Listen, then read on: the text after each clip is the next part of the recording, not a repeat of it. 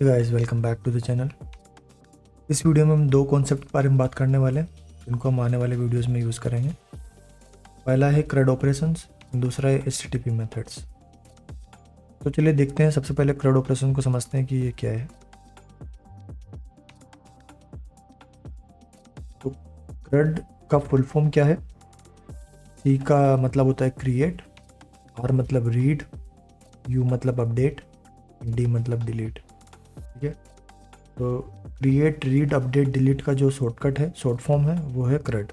ठीक है, तो CRUD में आप देख सकते हैं कि जब भी क्रिएट एक ऑपरेशन हो गया, ये सभी ऑपरेशंस हैं कि जब भी हमारे पास कोई डेटा होता है, जैसे किसी यूज़र को ले लीजिए। ठीक है, तो हम उसके साथ चार तरीके की चीज़ें ही करते हैं। ठीक है, या तो उसको क्रिएट करते हैं, या डेटा को रीड करते हैं, ठीक है, या फिर उसको अपडेट करते हैं या डिलीट करते हैं। अब आप सोचेंगे कि सर्च करते हैं वो कौन सी कैटेगरी में जाएगा? तो सर्च जो करते हैं वो अपना रीड की कैटेगरी में चला जाएगा, क्योंकि जब सर्च कर रहे हैं वो भी तो एक पढ़ना हो गया, एक प्रकार से रीड करना हो गया कि कौन सा यूज़र है अपना। ठीक है, 5 यूज़र है, 5 में से हमने कुछ नाम डाला, उसके सर्च कर रहे हैं, तो वो रीड ही तो कर रहे हैं 5 यूज़र में से कौन सा वाला है। हम वहाँ पर उसमें क्रिएट तो कर नहीं रहे हैं सर्च करते समय, अपडेट भी नहीं कर रहे हैं, कुछ डिलीट भी नहीं कर रहे हैं, वो रीड में आता है। ठीक है, तो ये चार तरीके के ऑपरेशन तो जनरली हम एप्लीकेशन में करते हैं। या तो नया जो भी है, नया कोई भी यूज़र हो गया या स्टूडेंट हो गया या कुछ भी हो गया, तो कुछ नया डेटा बनाते हैं, या फिर डेटा को कोई जो डेटा पहले से है उसको अपडेट करते हैं, या पहले वाले डेटा को डिलीट करते हैं, या फिर सारे डेटा को रीड करते हैं, या फिर उसमें से कोई एक डेटा को रीड करते हैं, या फिर कुछ डेटा को रीड करते हैं। लेकिन सब कुल मिला के डेटा रीड कर रहे हैं तो वो रीड की कैटेगरी में आ जाएगा। ठीक है, तो CRUD में ज़्यादा कुछ नहीं है, बस इसका फुल फॉर्म है ये। तो इसको CRUD ऑपरेशन हम बार बार बोलेंगे। तो CRUD ऑपरेशन से आपको समझ में आना चाहिए कि CRUD मतलब बात कर रहे हैं कि किसी भी डेटा को 4 ऑपरेशन होते हैं।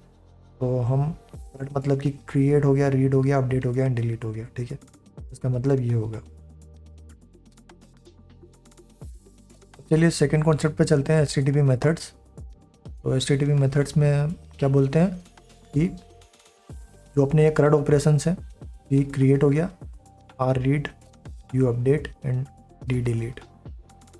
तो इनको करने के लिए अपने को जो मेथड्स होते हैं, ठीक है, ये हो गए। क्रिएट के लिए हम पोस्ट बोलते हैं, पोस्ट मेथड यूज़ करते हैं, पोस्ट बोलते हैं। रीड के लिए हम गेट बोलते हैं, अपडेट के लिए हम पुट बोलते हैं, डिलीट के लिए हम डिलीट बोलते हैं। ठीक है, तो ये कौन से मेथड है जिसकी हम बात कर रहे हैं?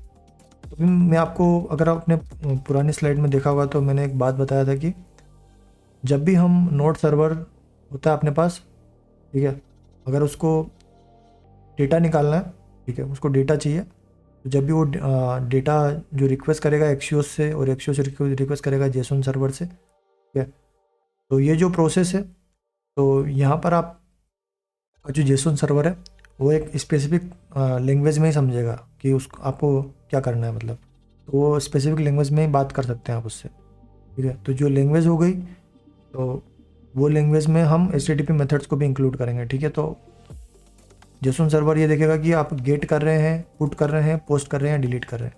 ठीक है, तो यहाँ से जब भी बोलेंगे एक्सियोस को बोलेंगे, तो एक्सियोस को या तो बोलेंगे हम कि गेट करना है, गेट मतलब कि रीड करना है, या फिर पुट करना है, पुट मतलब कि अपडेट करना है। कोई डेटा, कोई यूज़र मिला है, उसको अब अपने को अपडेट करना है, तब एक्सियोस को बोलेंगे कि हम बोलेंगे पुट, तो वो ये जेसन सर्वर समझ जाएगा कि अच्छा पुट मतलब कि आप अपडेट करना चाहते हैं किसी डेटा को। अगर हम गेट बोलेंगे एक्सियोस के थ्रू इसको, तो इसका मतलब कि रीड करना है, यहाँ डेटाबेस से कोई चीज़ को रीड करके देना है। अगर इसको यहाँ से बोलेंगे, जैसे कि पुट बोला, तो पुट तो ये समझ जाएगा कि अब यहाँ पे जो भी डेटा पड़ा है उसमें से डेटा को अपडेट करना है, किसी डेटा को अपडेट करना होगा। पुट मतलब होता है अपडेट। ठीक है, वैसे ही रीड हो गया, ऐसे डिलीट हो गया। अगर हम यहाँ से बोलेंगे डिलीट, तो ये जेसन सर्वर समझ जाएगा कि आपका जो डेटा पड़ा है यहाँ पर, उसमें से किसी डेटा को डिलीट करना हो गया। ठीक है, वैसे अगर हमने यहाँ से क्रिएट बोला, तो क्रिएट से ये समझ जाएगा कि कोई नया डेटा है वो यहाँ पर ऐड होगा। ठीक है, तो जो ये मेथड है इनका हम यूज़ करने वाले हैं, क्योंकि यही वो मेथड है जिनको ये अपना जेसन सर्वर समझेगा, इसी भाषा में समझता है। तो एक्सियोस को हम हम जो नोड सर्वर से जो हम इसको एक्सेस को बोलेंगे, वो बोलेंगे या तो गेट या पुट या पोस्ट या डिलीट, ठीक है। तो उससे इस जेसन सर्वर को पता चलेगा कि करना क्या है, कौन सा ऑपरेशन करना है, तुम्हें आप डेटा निकाल के देना है या तुमको डेटा अपडेट करना है या डिलीट करना है, ठीक है। तो ये सब चीज़ के लिए हम ये HTTP के मेथड्स का यूज़ करेंगे, ठीक है। तो CRUD जो ऑपरेशन है, तो क्रिएट, सी का मतलब क्रिएट, तो क्रिएट के लिए हम कौन सा ऑपरेशन यूज़ करेंगे, HTTP मेथड कौन सा हो गया उसके लिए, जिससे हम जेसन सर्वर से बात करेंगे, वो हो गया पोस्ट, ठीक है। सब कैपिटल में रहते हैं इस समय, ये मेथड के शॉर्ट फॉर्म, इनका मतलब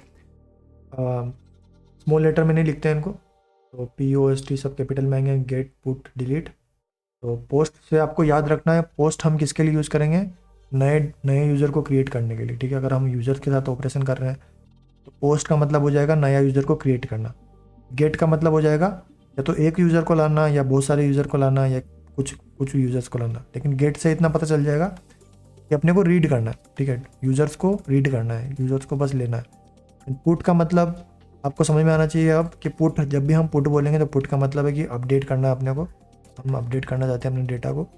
डिलीट का जब बात करेंगे तो डिलीट से तो नाम से पता चल रहा है कि डिलीट मतलब कि कुछ किसी चीज़ को हम डिलीट करना चाहते हैं। तो आपको ये नोटेशन धीरे धीरे समझना होगा कि क्रिएट मतलब, अगर हम पोस्ट बोल रहे हैं दैट मीन्स कि क्रिएट हो गया, गेट बोल रहे हैं मतलब कि रीड करना हो गया, पुट मतलब कि अपडेट करना हो गया, ठीक है। ज़्यादातर आप गेट तो जल्दी समझ जाएंगे कि गेट मतलब, ठीक है, कि अपने को डेटा चाहिए, बस हमको गेट करके दो। डिलीट मतलब समझ में आ जाएगा कि हाँ डिलीट करना है। पुट एंड पोस्ट जो है उनमें थोड़ा कन्फ्यूज़न हो सकता है, उसको समझने में आप मिस्टेक कर सकते हैं, कभी पुट को पोस्ट के लिए यूज़ कर लेंगे, कभी पोस्ट को पुट के लिए। तो थोड़ा बस ये याद रखिए कि पोस्ट है क्रिएट करने के लिए एंड पुट है अपडेट के लिए। ये पुट करना मतलब अपडेट, पोस्ट करना मतलब क्रिएट, ठीक है। तो अगर आपने जो मैंने फ्लो चार्ट बताया था आपको, तो उसमें आपने अगर ध्यान दिया होगा तो हम जेसन सर्वर को एक तो बताना होता है कि HTTP मेथड कौन सा यूज़ करना है, तो जो भी ये मेथड्स होते हैं इनको HTTP मेथड बोलते हैं, ठीक है। तो मेथड तो बताना है कि कौन सा मेथड यूज़ करना है, गेट हो गया या पुट हो गया या पोस्ट हो गया या डिलीट हो गया, उससे इसको पता चल जाएगा कि कौन सा ऑपरेशन करना है, CRUD ऑपरेशन में से कौन सा ऑपरेशन करना है, क्रिएट करना है कि रीड करना है कि अपडेट या डिलीट। तो गेट पुट पोस्ट डिलीट से वो समझ जाएगा, लेकिन किसका अपडेट करना है किसका गेट करना है वो भी तो बताना पड़ेगा। गेट पुट पोस्ट डिलीट से तो ये थोड़ी पता चलेगा कि कौन से डेटा को करना है। फॉर एग्जांपल आपके डेटाबेस यहाँ पे जो डेटा पड़ा है उसमें यूज़र्स, पोस्ट और अलग अलग डेटा पड़े हैं, आपने बोला गेट, अब गेट से इसको क्या पता चलेगा कि यूज़र्स को गेट करके दूँ या फिर पोस्ट को गेट करके दूँ। तो यहाँ पर आपने ध्यान दिया होगा कि यहाँ पे मैंने स्लैश यूज़र्स करके लिखा है, तो स्लैश यूज़र एक प्रकार से इसका URL हो गया। तो जैसे वेबसाइट में हम URL डालते हैं वैसे ही सर्वर के भी URL रहते हैं, ठीक है। तो सर्वर के भी उसका भी थोड़ा लिखने का तरीका सेम होता है, जैसे यहाँ पे स्लैश करके लिखते थे, स्लैश एड यूज़र हो गया, जैसे इसका स्लैश एड यूज़र हो गया, जैसे ही हम इनके लिए भी यूज़ करते हैं तो उसके लिए इनके भी फिर URL होते हैं। तो उस URL से पता कर पाते हैं वो कि कौन सा डेटा के साथ काम करना है, ठीक है। यहाँ स्लैश यूज़र्स लिखा तो उस एंड गेट बोला तो वो समझ जाएगा कि गेट करना है एंड किसको गेट करना है, यूज़र्स को, ठीक है। तो वो यहाँ से फिर यूज़र्स ला के दे देगा, ठीक है। सेकेंड जो चीज़ है इसको भी देखते हैं कि तो जब ये गेट पुट पोस्ट डिलीट लिखेंगे तो हर एक का जो URL है वो डिफरेंट हो सकता है, इसके लिए हम थोड़ा अलग URL लिखें, इसके लिए अलग। ये मैं कैसे बता रहा हूँ, क्योंकि आप देखेंगे कि जब हम users.js में जब यूज़ करते हैं, देखिए आप जो वेबसाइट के URL यूज़ करते हैं तो localhost 3000 इसमें बाई डिफ़ॉल्ट अपन गेट करने के लिए यूज़ कर रहे हैं। जब हमने स्लैश एड यूज़र बोल दिया तो वो क्या करेगा, नए यूज़र को ऐड करने के लिए अपन यूज़ करेंगे, ठीक है। अगर स्लैश एडिट यूज़र /1 लिखा है दैट मीन्स कि हम 1 ID के यूज़र को एडिट कर रहे हैं, ठीक है। तो इससे URL से पता चल रहा है कि क्या काम करना चाहते हैं। उसी तरीके से URL का भी इसका फॉर्मेट होता है कि गेट पुट पोस्ट डिलीट का सबका अपना अपना फॉर्मेट होता है, जिससे पता कर पाते हैं कि ये आपको ये तो ऑपरेशन करना है लेकिन डेटा में आपको एक स्पेसिफिक फॉर्मेट में URL लिखना होगा, ठीक है। तो वो सही रहता है। तो चलिए उसको URL को देख लेते हैं एक बार कि क्या क्या URL का फॉर्मेट रहेगा इनका। तो मैं यहाँ पर एक जैसे यूज़र को क्रिएट करना हो गया, डिलीट अपडेट, तो ऐसे मैं यहाँ पे टास्क का एग्जांपल ले रहा हूँ। टास्क से आप अगर चाहते हैं तो यूज़र के तरीके से समझ सकते हैं। जब एक नया टास्क को क्रिएट करेंगे, मतलब एक नए यूज़र को क्रिएट करेंगे ऐसे समझ लीजिए, तो क्रिएट करने का क्या मतलब हो गया, कौन सा मेथड यूज होगा, अभी हमने देखा था अगर हमको क्रिएट करना है तो कौन सा मेथड होगा, पोस्ट। यहाँ पर कौन सा मेथड हो गया, पोस्ट। ऐसे डिलीट करने के लिए कौन सा मेथड होगा, डिलीट के लिए कौन सा मेथड हो रहा है, डिलीट। यहाँ पे डिलीट हो गया। गेट ए स्पेसिफिक टास्क, मतलब कोई भी स्पेसिफिक चीज़ लानी है, जैसे कि इस पर गेट ए स्पेसिफिक यूज़र करना है, तो एक यूज़र को लाना है, लेकिन फिर भी वो क्या हो गया कि रीड करना हो गया एक प्रकार से, ठीक है, कि एक यूज़र लाओ या सारे यूज़र लाओ या कुछ यूज़र लाओ, लेकिन आप रीड ही कर रहे हैं एक प्रकार से, ला ही रहे हैं, तो उसका जो हो गया गेट हो जाएगा। तो गेट ए स्पेसिफिक टास्क का मेथड भी कौन सा हो जाएगा, गेट। सर्च, कोई भी टास्क को आप सर्च करेंगे या कोई भी यूज़र को आप सर्च करेंगे, उसका भी कौन सा हो जाएगा, गेट। आप अपडेट करना है आपको कोई एग्जिस्टिंग टास्क, तो अपने एप्लीकेशन में आपको कोई भी यूज़र को अपडेट करना है, तो उसके लिए कौन सा मेथड होगा, पुट। यहाँ पर हमने बताया था कि अपडेट के लिए कौन सा यूज़ करते हैं, पुट। तो ये मेथड्स लिखे हैं, यहाँ पे डिस्क्रिप्शन लिखा है कि कौन से ऑपरेशन के लिए कौन सा मेथड यूज होगा, और यहाँ पे हमने एक एग्जांपल के तौर पे बताया कि अगर हम टास्क के साथ काम कर रहे हैं तो किस तरीके से उनका ये URL रहा होगा, ठीक है। तो स्लेश टास्क लिखा, ठीक है। सबसे पहले गेट का देख लेते हैं कि फॉर एग्जाम्पल अपने को सारे टास्क लाने हैं, तो उसके लिए URL होगा स्लेश टास्क, ठीक है। तो कोई भी रीड करना है तो वो यहाँ पे बोल रहा है कि स्लेश टास्क, ठीक है। तो अगर आप देखेंगे अपने इसमें भी हमने स्लेश यूजर्स करके लिखा, ठीक है, तो इससे पता चलेगा कि यूजर्स लाने हैं, ठीक है। तो ऐसे हम ये URL फॉर्मेट फॉलो करेंगे तो आप देखेंगे रीड के लिए जो हो गया, रीड के लिए गेट करने के लिए स्लेश टास्क हो गया। अगर आपको कोई स्पेसिफिक टास्क को लाना है, ठीक है, किसी स्पेसिफिक चीज़ को लाना है, तो आपको उसकी ID भी तो बतानी पड़ेगी, वरना पता कैसे चलेगा कि किस कौन से यूज़र को आपको निकालना है एप्लीकेशन से। तो उस समय आप क्या बताते हैं, स्लेश टास्क स्लेश ID बताते हैं उसका। जैसे हमने एडिट के लिए देखा था कि एडिट करते समय हमको पता तो होना चाहिए कि कौन से यूज़र को एडिट कर रहे हैं। अब उस समय हमने क्या किया था, अगर आप देखेंगे यहाँ पर जब एडिट यूज़र पेज को हम कॉल करते हैं तो दिखाना होता है, तो कौन सा URL यूज़ करते हैं, स्लेश एडिट यूज़र और स्लेश यहाँ पर पर्टिकुलर IDs आती है, कोलन ID लिखा था हमने राउट्स में, ठीक है। तो यहाँ पर ये चेंज होता रहेगा 1 2 3 4 ID, तो पर डायनामिक चीज़ है, ID की वैल्यू चेंज होती रहेगी, ठीक है, क्योंकि एडिट करते समय अपने को स्पेसिफिक चीज़ को एडिट करना है, तो उसका कोई इन्फॉर्मेशन होना चाहिए, ठीक है। तो वही सेम चीज़ हम यहाँ पर भी लिख रहे हैं कि जो इसका URL होगा, जब भी किसी चीज़ को अपडेट करेंगे तो स्लेश, जो भी अपना यहाँ तो टास्क है तो टास्क लिखा स्लेश और ID लिखा, ठीक है। तो यहाँ पर आप देख सकते हैं कि यहाँ पर उन्होंने कर्ली ब्रैकेट यूज़ किया है, ठीक है। तो हमने रिएक्ट में जब राउट्स को लिखा था तो वहाँ पर नोटेशन क्या था बताने का कि ID डायनामिक रहनी चाहिए।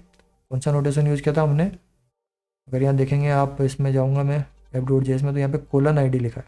तो ये कोलन जो है, कोलन से पता चल जाता है कि यहाँ पर जो ID आएगी इसकी वैल्यू चेंज होती रहेगी, ये कोई फिक्स नहीं है, यहाँ पर ऐसे ID नहीं लिखा है, सिर्फ यहाँ पे 1 2 3 4 कुछ वैल्यू आएगी, ठीक है। उसी तरीके से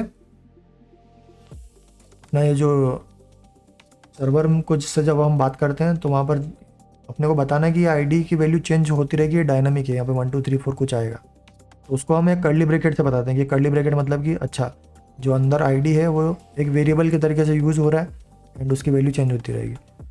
तो जैसे स्लेश टास्क स्लेश ID से पता चल जाएगा कि कौन से यूज़र को अपडेट करना है, पुट से पता चल जाएगा कि अपडेट करना है, एंड ID से अपने को ये पता चल जाएगा कि कौन किसको अपडेट करना है, ठीक है। तो उसे गेट से पता चल जाएगा, अगर गेट स्लेश टास्क से तो सारे टास्क लाने, अगर गेट कर रहे हैं स्लेश करके ID है, स्लेश टास्क स्लेश ID, अपने केस में स्लेश यूजर्स स्लेश और ऐसे ID लिखा होगा, दैट मीन्स कि अपने को कोई स्पेसिफिक यूज़र को लाना है, ठीक है।